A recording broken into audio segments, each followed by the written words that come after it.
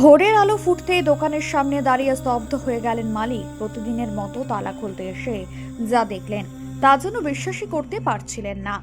চারিদিকে ভাঙাচোরা ছড়িয়ে ছিটিয়ে দোকানের জিনিসপত্র। এক রাতেই সব শেষ। কিন্তু কার সঙ্গে কোনো শত্রুতা নেই, ঝামেলাও নেই। তাহলে এমন সর্বনাশ হলো কিভাবে? পূর্ব বর্ধমানের মেমারি থানার অন্তর্গত নদীপুর গ্রাম সংলগ্ন সোনরা ব্রিজের কাছে এই চাঞ্চল্যকর ঘটনা। স্থানীয়দের চোখে পড়ে দোকানের সামনে স্পষ্ট গাড়ির চাকার দাগ, আর সেখান থেকেই মিলতে শুরু করে ঘটনার সূত্র।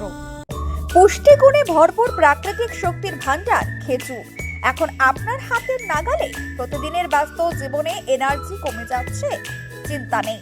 মাত্র 2 থেকে 3টি খেজুরে মিলবে তাৎক্ষণিক শক্তি, বাড়বে রোগ প্রতিরোধ ক্ষমতা, হজম শক্তি থাকবে ঠিকঠাক। এখানে পাবেন সৌদি আরবের খেজুর, রয়েছে আওয়াজা, মেজোই, ডিগলত, খালাস, আমল, বারহি এবং সিয়ালি। সম্পূর্ণ প্রাকৃতিক, কোনো কৃত্রিম রং বা প্রিজারভেটিভ নয়। শিশু থেকে বয়স্ক সবার জন্য উপযোগী। ইফতারে, সকলের নাস্তায় বা ওয়ার্কআউটের আগে খেজুর হোক আপনার প্রতিদিনের সঙ্গী। আমাদের ঠিকানা বামুনপাড়া মোড়, ছানাপট্টি গলির বিপরীতে। বিশ্বাসের স্বাদ, পুষ্টির প্রতিশ্রুতি। যোগাযোগ করুন আজই।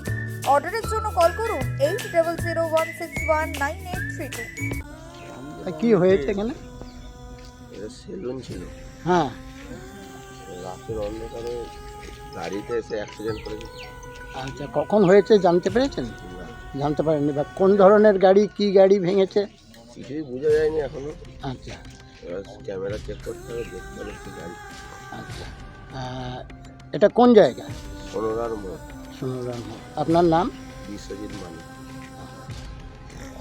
গতকাল রাত্রে হয়েছে, তাই তো?